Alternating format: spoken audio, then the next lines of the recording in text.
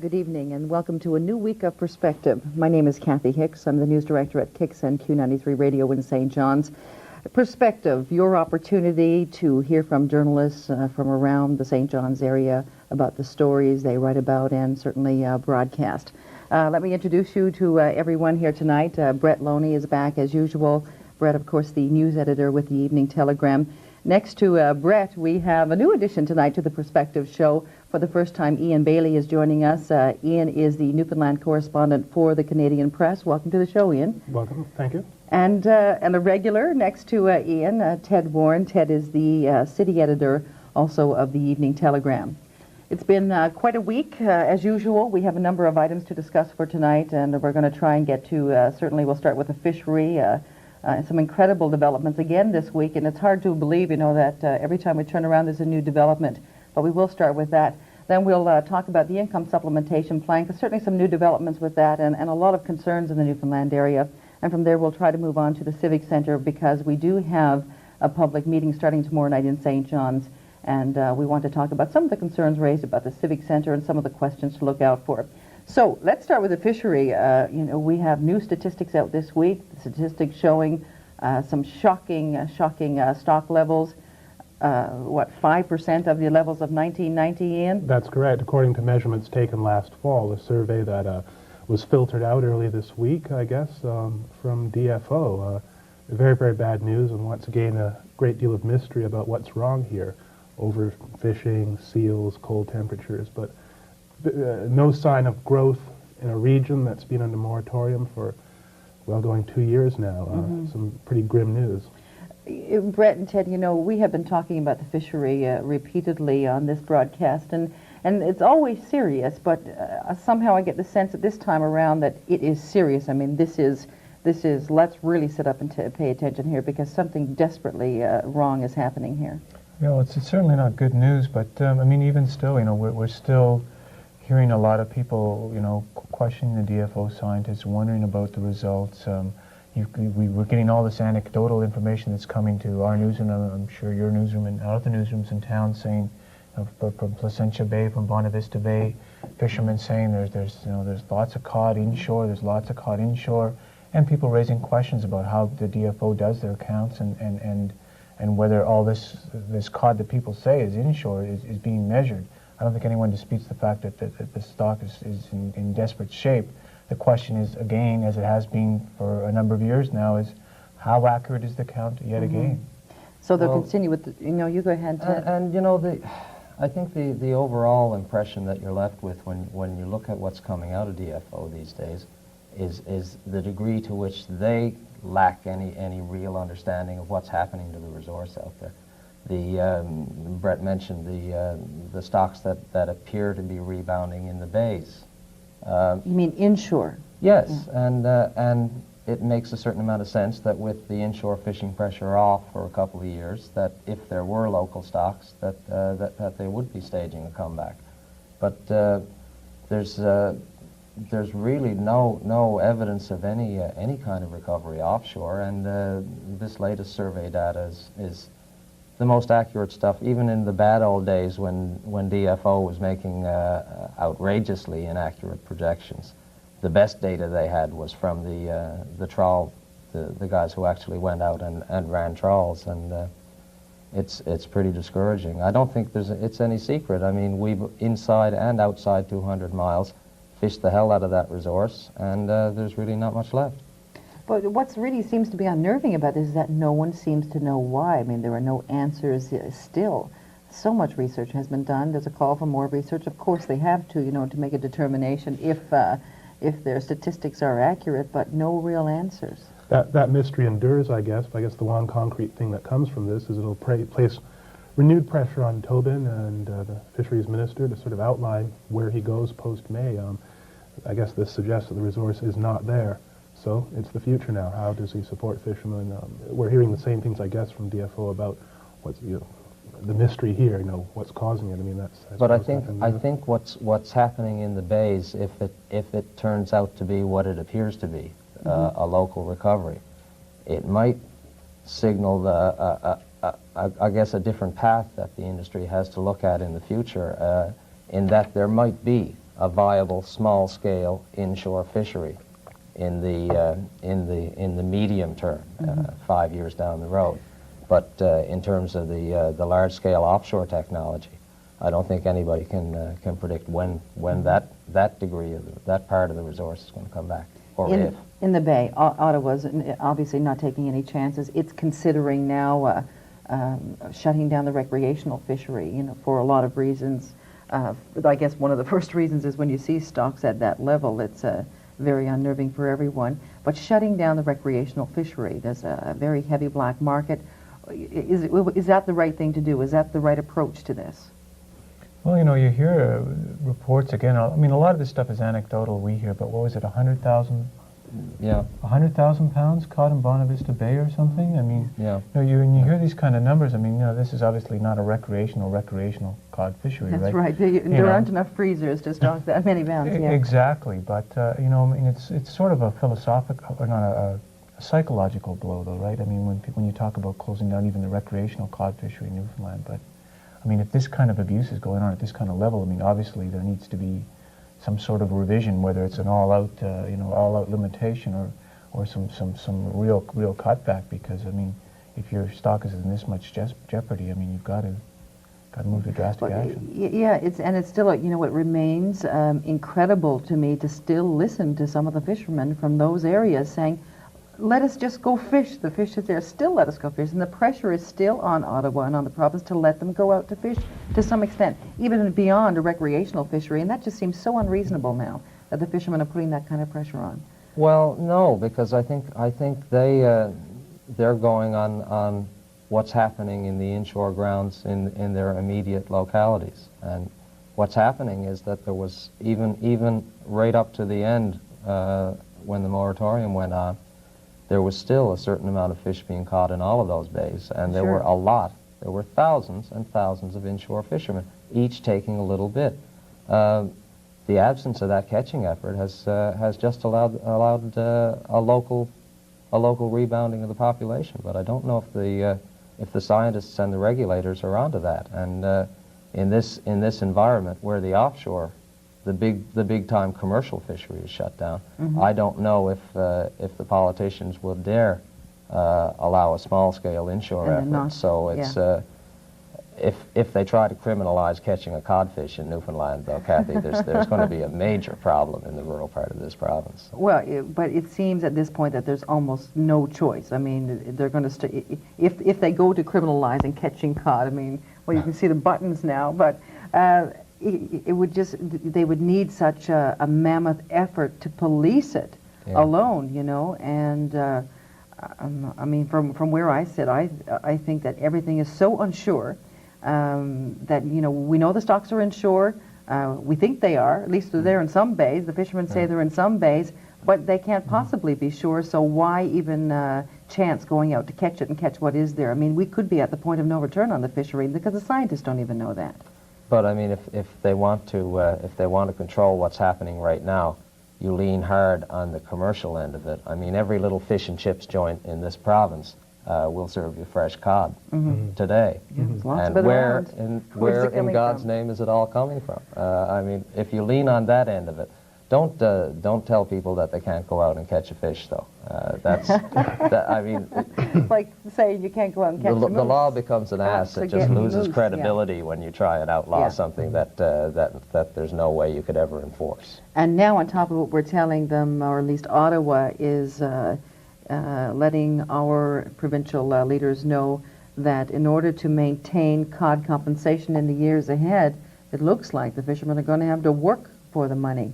Where's that going? I mean, is that what's going to happen, that the provincial fisheries minister, or labor minister, everyone involved with setting up these types of programs are going to have to come up with some jobs, you know, for the fishermen in order to get paid? It seems as though Ottawa is trying a great many options to deal with social spending, I guess. Axworthy, the minister, has been around Toronto. He's been in Quebec dealing with a whole plate of issues to try and cut down that spending, I guess, to balance the deficit. So I guess anything's on the table, and we might see some hints of where it'll go soon. What's meaningful, Brett? They want meaningful jobs. Well, that's a good question. I mean, obviously they're trying to distinguish between this and the make-work projects of the past, but I mean, it's all part of a philosophical bent of government these days, that there's this idea, I mean, the pilot project you see in New Brunswick, there's this idea now, I mean, what's in vogue now in government seems to be you want to have people working, you want to have people involved in the workforce, because once they're not involved in the workforce, then you have a fear that they may never be able to get back into the workforce in terms of, you know, sort of being psychologically prepared or even being able to develop skills, that if they're at home doing nothing, they're not developing skills and they're perhaps getting the wrong attitude.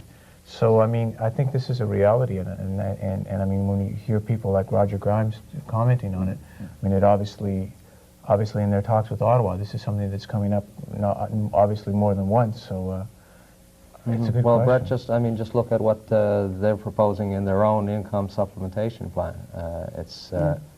It's when you look at the tables that they supplied to justify that program initially, highlighted were the people who take a little money out of a job and a great deal of money out of the unemployment welfare systems.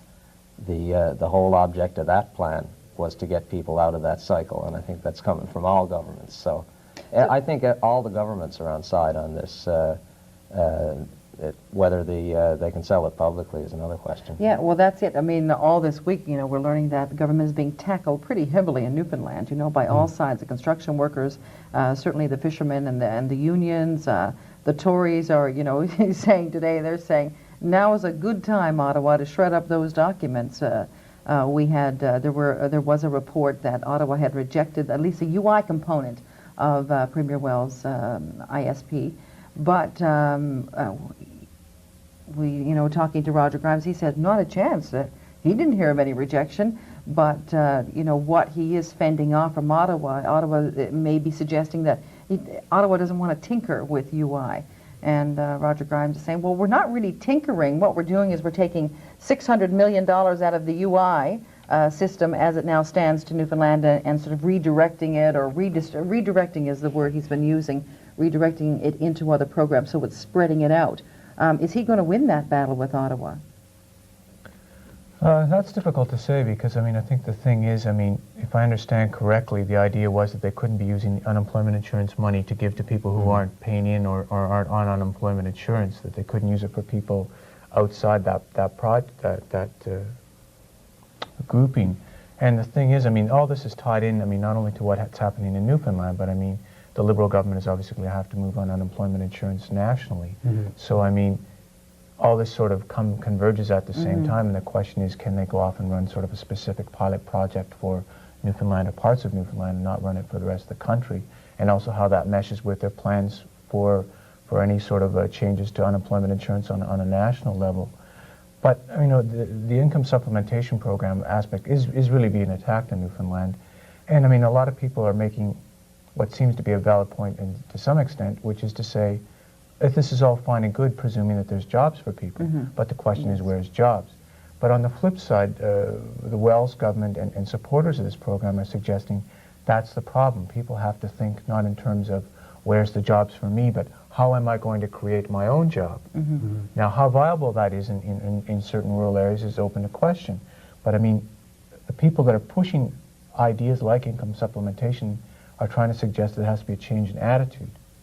Although people that are actually in these situations live with the reality, and they say, I can have the greatest attitude in the world, but if there's no job for me, there's no job. Yeah. So, I mean, somewhere in between, a mechanism has to be found. And I think too, what the province was probably doing with its plan was trying to steal a march on what they knew was going to happen nationally in the next year or two.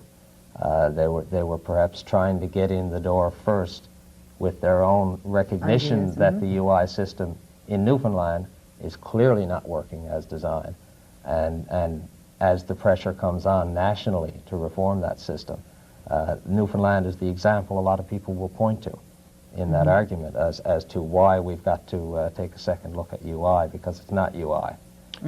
So perhaps what we were trying to do, and perhaps what Wells was trying to do, was to get in first with a proposal that would end up with no net loss to this province before something a little more draconian comes down the pipe nationally. Or at least show, you know, to the country that Newfoundland is making the attempt. It recognizes its heavy dependence on the UI program. and he wanted to at least be recognized that look, Canadians, we are making the move. We realize, we've got problems here, but we're making the move. It's very disconcerting, I guess, to this point that the real silence on this issue has been from Ottawa itself. We've heard vague words from Lloyd Axworthy during his visit to the province last month to discuss this with the Premier, but beyond that, we've heard nothing about where Ottawa stands on the plan here in the province. I guess even in terms of, as Brett has mentioned, the pilot project. How do they really think about this? I guess there have been reports about what Mr. Grimes has discussed with Mr. Axworthy, but we've heard nothing from Mr. Axworthy. But I have no doubt that Ottawa has to be very careful, too, about how it attacks the question on UI. I mean, because there is a constitutional sort of point to be made on UI as well. We know that reform is coming somewhere along the way, but, that will be slapped up into the face of Ottawa and say, you can't touch that and you can't make those kinds of changes. Well, the other thing is, too, and I mean, granted, these other groups don't have the resources that a government that's been working on a project or a proposal for 2 or 3 years has, but, I mean, both the opposition and some of the unions and that have been hammering this income supplementation program or proposal are been a little disingenuous. I mean, clearly the status quo is going to change, and we seem to see all these groups sort of saying or suggesting or implying that if Newfoundland wouldn't bring it up, if the Wells government wouldn't bring it up, the status quo wouldn't change. The status quo is going to change. I mean, that there's clearly whether we like it or not. I mean, clearly that's developing on the national scene. So I mean, if the Progressive Conservatives have an alternative, they should be coming forward with an alternative to the income supplementation program, because there is going to be an alternative to the current unemployment insurance system. So, I mean, some of the critics of this program, criticism is all fine and good, but I mean, I think they have to spend their time now coming up with an alternative, because the country is going to be looking for an alternative. Yeah, and rather than rejecting it outright, we can't. I don't think that Newfoundland can afford to say, let's not discuss this. This is a bad plan. Let's put that away. Mr. Wells, you did not talk to us about it. You went ahead and did this without consulting us. We need input there, and that's, we're just not going to look at this now. And it's time for Newfoundlanders just to say, okay, you're right, we have to seriously look at this, so let's discuss it. And, Premier Wells has got to bear some of the responsibility for that, because he really should, and he should know by now that Newfoundlanders do not like him making moves without consulting them. I mean, we've seen that with hydro, we've seen that with some, some other plans, education, and, and so it's time for him to start talking to Newfoundlanders, and there's got to be a level of cooperation somewhere along the way. Let's move from talking about talking on plans that are on the table, and we're moving from the provincial level now to the civic center, to the civic level. Tomorrow night, Thursday night, there's going to be a public meeting for anyone interested in finding out about a proposed civic center for the St. John's area. I can't think of another issue, that has been talked about so much as the civic center outside hydro, outside the fishery. It's time. Civic Center. It is time for St. John's, but is it economically viable? And we've been asking that question for so long. What kind of questions are we going to see coming up tomorrow night? We've got John Murphy saying we have a $30 million facility on the table. We have estimates that it's going to create $2.3 million in revenue a year. Can we afford to do that? Can we build it? Who should build it? Lots of questions. What are we going to find? You have to give Murphy credit for trying to build up the tourism infrastructure of the city. I mean, tourism is going to be important to the province. It has been important to the province. But I guess some of the optics, some of the numbers on this project suggest it may not be quite the right project. It's very, very shaky, it seems. Well, I mean, there's a lot of premises for going ahead with this one. The first one being the revenue projections, and just from some of the stories that have come through our newspaper. I mean, there's some really questions. There's a lot of questions that can be asked about the premises that were used to come up with this. What is referred to sometimes as a $2.3 million revenue for some years. Other times it's referred to as 3.2. I can't remember actually what it is. 2.3, and then there was a 2.3% of people coming out of the province. I said, oh no, too many. But there's a lot of questions that have to be answered. I mean, what size of project we need, whether we need a project, whether Memorial Stadium will end up being a direct competitor with this civic center that will make it unviable, who's going to build it, where it's going to be built, what size of project we should be building, and whether we can afford it. And I think, it's been focused on, at first the debate seemed to be focused a couple of years ago on where to build it, and then it was like when we should build it, But there's never been the key question of if we should build it and who we should build it for. Are we building it to keep the St. John's Maple Leafs? Is there some other reason we're building it? There's lots of questions that have to be answered, and hopefully that this meeting will be at least the start of people raising the questions that need to be asked. Well, I think the way the debate on this is sort of rolled and staggered from one point to the next is a little reflective of the style of our new mayor, our new old mayor, Our new old mayor, okay. who loves to muse publicly about matters of great public interest, and this is definitely a case of Murphy just throwing out some thoughts, and in his view, this is a good way to make public policy, because there'll be a debate, and at the end of the day, when a motion is passed in council, Murphy will have pretty much gauged the reaction of most of the voters, and he'll be on their side. So, you know, it's a different kind of way of doing politics from the Shanny Duff era, but I don't think there's the civic center that's now on the boards looks a whole lot like what will eventually be built. But I think what Murphy is doing is going out there and trying to sell the ideas that we should do this. Have it for the future. We'll worry about the details later. Yeah, you know. and We'll worry about where the 32 million comes from a little later on. But, you know. But we have to take it seriously, you know, these revenue projections. When the plan is presented to the public, a lot of people will be asking, okay, 2.3 million, where's that going to come from? We're talking about hockey games. We're talking about perhaps a couple of concerts and talking about a couple of major conventions. But you know, what has to be recognized is that the very things you're talking about are the very things that are now hosted at Memorial Stadium. So, you know, from one facility to the other. No doubt about it. You know, someone has got to get more concrete on projections for major concerts, for major conventions, a real aggressive effort, you know, to get out there and to attract some of these massive events. Because if we're going to build a facility that's just a little bit bigger than Memorial Stadium, that's no good to St. John's. But you need to have something that is all-inclusive for conventions, for sports, for, you know, perhaps other things, perhaps some joining a couple of buildings together. Well, I think the key thing about this too is people have to keep in mind we're not inventing the wheel here. I mean, Charlottetown, St. John, New Brunswick, they've all built brand new facilities in the last few years. I mean, the Metro Center in Halifax is 15 years old. I mean, there are other people in the same game in Atlantic Canada who face the same challenges, the same problems we're facing, and are in a similar kind of geographic predicament, so to speak, as we are in terms of attracting certain kinds of events and the end of cross-Canada tours that end in Toronto and whatever else. And so, you know, some of these numbers are out there exist. I mean, we have people that have parallel experience that we should be, you know, very aggressively drawing on their experience so that we don't make the same mistakes that they may have made. And many of them are not making money, and we even go back to arts and culture centers, these types of facilities. These centers are not making any money. But I have a question to ask. A private developer, getting a private developer to build this, lease back to the city, is that something that's even reasonable? Will that work? Well, our mayor muses that it might be possible.